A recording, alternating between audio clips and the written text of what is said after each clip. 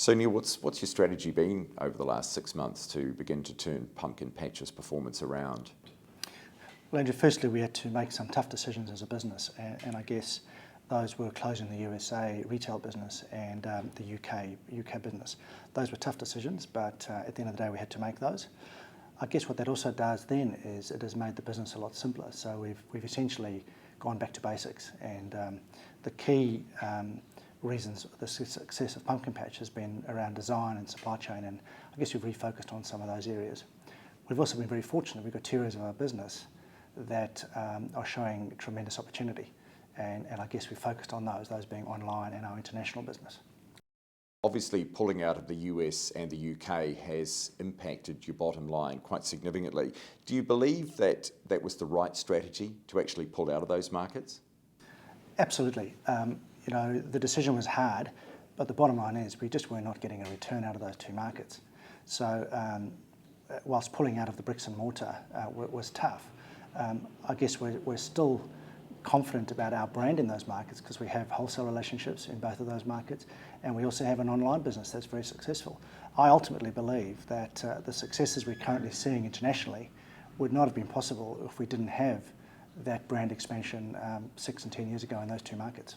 And what about your margins? How have they been impacted over the last 6 months? The margins that we've just reported have been impacted in Australia and New Zealand particularly, but that's part strategic and part market related. We're the dominant kidswear retailer in Australasia, and with the market being as tough as it has been, we were pretty adamant that we were going to protect our patch, excuse the pun, and we were going after and making sure that we maintained or if not gained market share. Now, as a consequence of that, we have had some impact, but we've also had a great top line. And I guess in tough times as a business, you've got 2 choices, and I guess we've gone for the top line focus, knowing that the cotton price impact last year had an impact on our cost prices, knowing that that's going to come off in the short to medium term. So we know that our margins are going to improve in the short to medium term. So we took the latter. Now, you're putting a lot of emphasis onto online. Is that a move away from your core retail shopfront structure?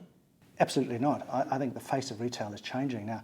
Firstly, online, from a Pumpkin Patch perspective, we've been doing it for 20 odd years.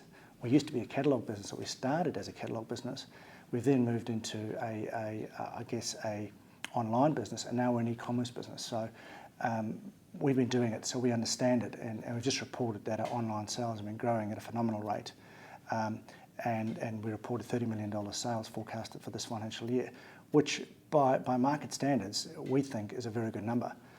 The average retailer, and I use the word average, is probably seeing online sales of between 4 and 5. We're currently reporting well in excess of 12%, and we see that growing. But as I said, the face of retail is changing, and it's the retailer that embraces a multi-channel strategy, because ultimately the customer is going to decide how they shop and where they shop. And a large part of the market are going to be shopping online and are shopping online.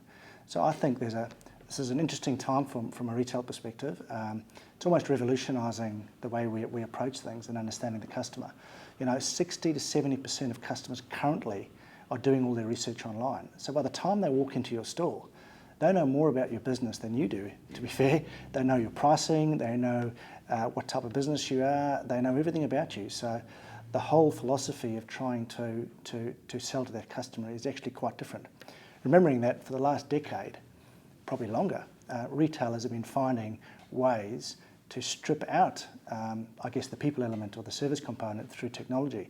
I think we're at a point now where we will be using technology to add service back into the traditional retail model. So it's almost done full circle.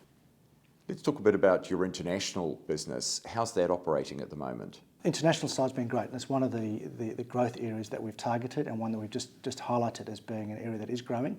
So we are seeing sales from our existing partners, which were in over 20 countries, growing. Plus we've just announced two new relationships with the Jawada Group with our Charlie and Me brand, but also in Mexico. So there's 2 parts to our international business. We have a franchise model where we have international partners who operate a traditional Pumpkin Patch retail store in a typical franchise relationship. And then we have a wholesale model where we have department stores who will buy product and sell our product as part of their children's wear range on a floor.